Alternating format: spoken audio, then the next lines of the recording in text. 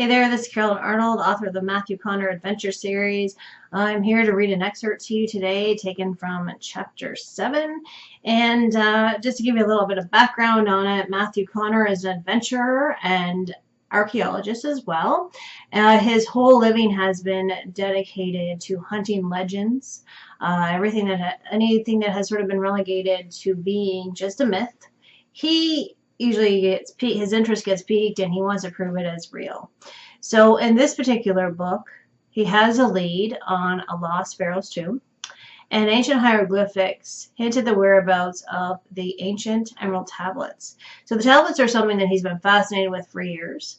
If you don't know much about them, they're said to contain the power of the knowledge of the universe, to bestow unbounded power and wealth and wisdom upon whoever possesses them.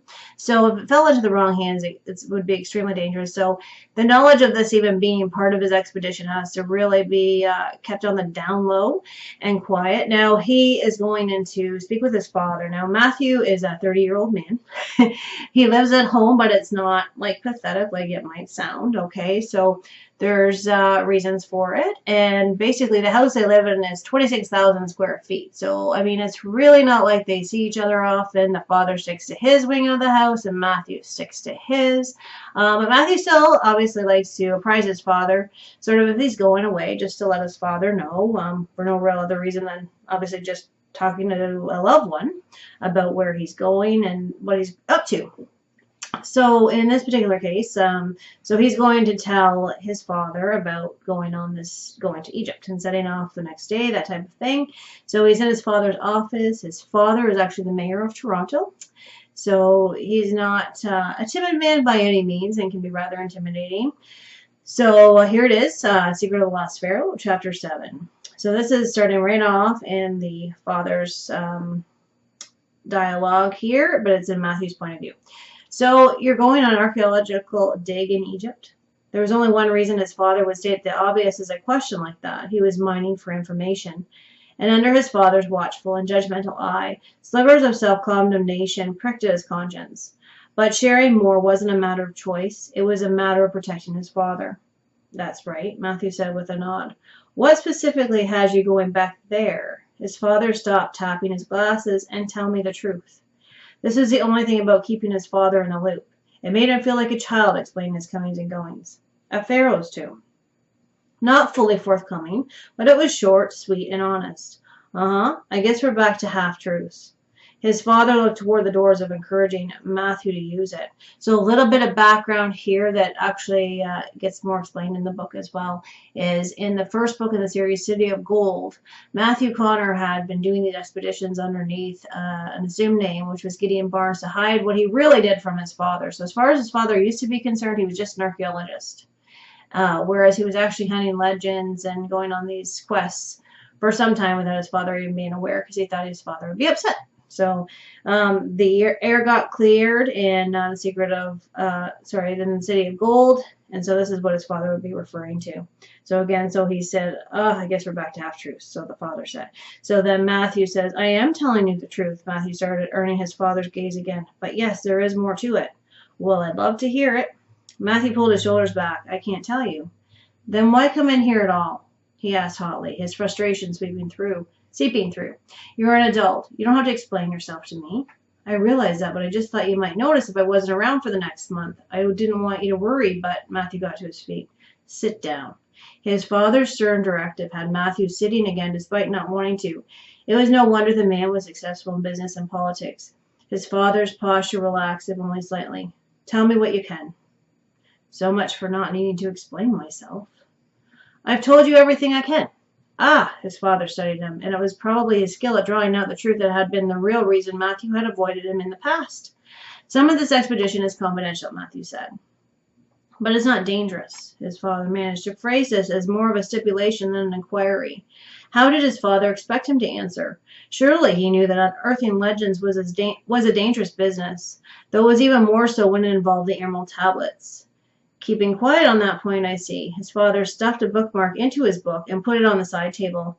That means it is. But you mentioned a pharaoh's tomb. That doesn't sound too risky. His father was nothing if not relentless. We're still talking about the desert here, and there are risks involved with that alone, his father finished. Are you being pressured into this? Sophie's kidnapping came to Matthew's mind. So readers up until this point will have been completely filled in on this. So Sophie was a friend, was kidnapped and held for ransom for the city of gold, and that's why they end up having to go on that expedition. So Sophie's kidnapping came to Matthew's mind, like with the city of gold. His father nodded. No, I'm going completely of my own free will. Matthew promised. Very well. Whose tomb is it supposed to be? We have reason to believe it belongs to the son of Khufu. His father regarded him silently, the name going right over his head, and had Matthew wondering why his father had asked whose tomb it was in the first place. The man's strength was in politics, not history. When do you head out? He asked. Matthew straightened his back, ready to defend himself. Tomorrow morning. His father's nostrils flared slightly. Tomorrow morning? Isn't that a little soon? Or have you been preparing for a while and merely never said anything? His father always had a plan. Well, Matthew liked to go with the flow, regardless of where life took him. It's an urgent matter. A long-dead pharaoh's tomb is urgent? His father's eyes lit with revelation. Ah, I see. It's what you're not telling me about that's so urgent. He paused for a few seconds. Are Cal and Robin going with you? His father's question propelled his mind back to earlier in the evening. Cal had come out and told Sophie that he was going to Egypt and that he didn't answer to her. Sophie had fired back that if Cal wanted that kind of freedom, then maybe... And she had left that one word to dangle out there.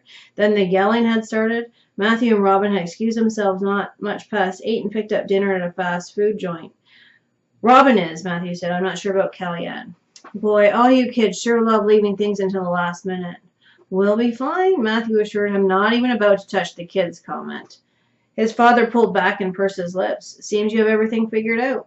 Matthew tapped a hand on the arm of his chair. Everything was a big word, and its scope made him gravely uncomfortable. There were always unforeseen situations that arose in his line of work, adjustments that needed to be made, quick judgments and reactions in the moment. His father pointed toward him with his entire hand.